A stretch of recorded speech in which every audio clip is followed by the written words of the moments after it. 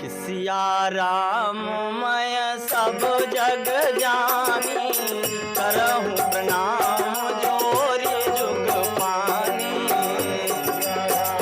मैं सब जग जानी, करहूँ प्रणाम जोरी जुग पानी। मंगल भवन अमंगल हारी, द्रवहु सुदशरथ अजिर बिहारी।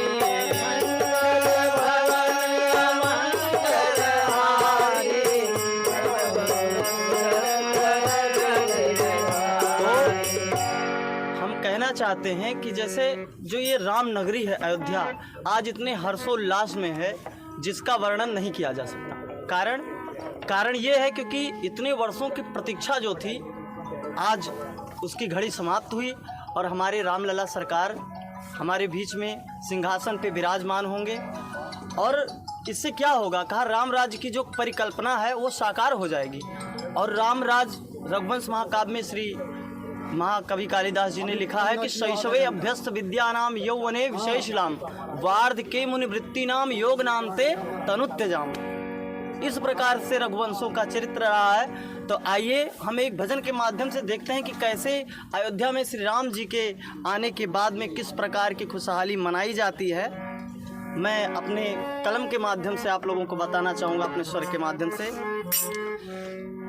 कि सिया राम आई है, अरे सिया राम आई है, सजाओ नगरी आज सिया राम आई है, सजाओ नगरी आज सिया राम आई है। सिया राम आई है हो,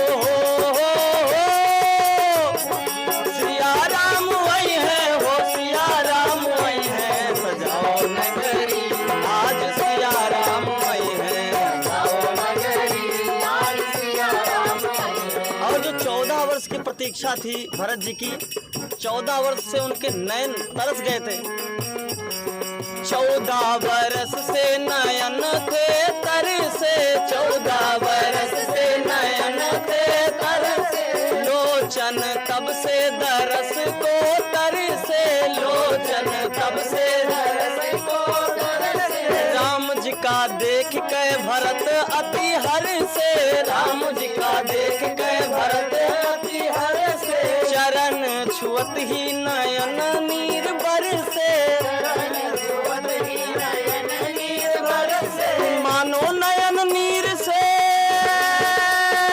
हो, मानो नयन नीर से चरण धूल जई है, सजाओ नगरी आज सिया राम आई है, सजाओ नगरी आज सिया राम आई है, सजाओ नगरी। और इतना महाराज जी एक सवाल और भी है आपसे, क्योंकि सजाओ नगरी आपने कहा सिया राम आई है, सबसे बड़ी बात एक प्रसंग बहुत ही सुना जाता है, क्योंकि इस वक्त हम एक अब कहें तो नाव में है और बात करें तो उस पल की भी बात हम करेंगे, उस प्रसंग की बात करेंगे जब प्रभु श्री राम को नैया से पार कराया था 3 साल रास्ता। तो उस प्रसंग पे क्या कहना है, क्योंकि इनकी भी महत्ता अपनी अलग है। बिल्कुल। जैसे केवट जी जब जो थे, केवट को हम बहुत महान मानते हैं, क्योंकि जो केवट को सौभाग्य प्राप्त हुआ, बड़े बड़े ऋषि मुनि संतों को भी वो सौभाग्य प्राप्त नहीं हो सकता।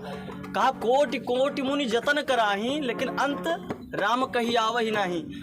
जब जन्म जन्म से लोग तपस्या करते हैं संत जन, और भगवान का जो है नाम अंत समय में नहीं आ पाता, लेकिन केवट इतना सौभाग्यशाली था कि उसको तो साक्षात श्री राम के दर्शन हुए, दर्शन ही नहीं अपितु उसके चरणों को पखार कर धोकर पिया, इतना सौभाग्य प्राप्त हुआ। तो 2 पंक्ति में मैं कहना चाहूँगा कि केवट जो है उससे भगवान राम प्रार्थना करते हैं कि केवट भैया हे नैया के खेवैया, बिठा के मुझे नैया लगा दो उस पार, कि हम तीनों पर कर दो उपकार तुम।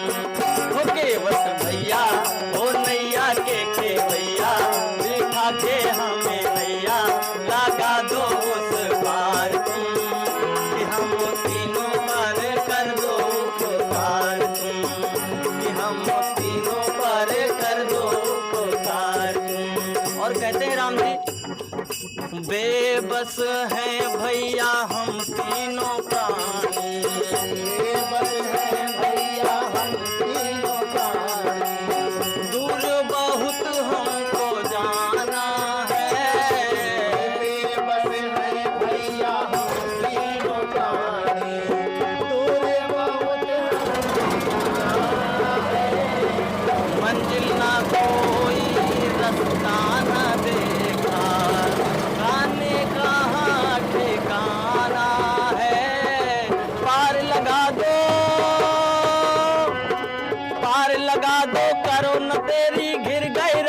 अंधेरे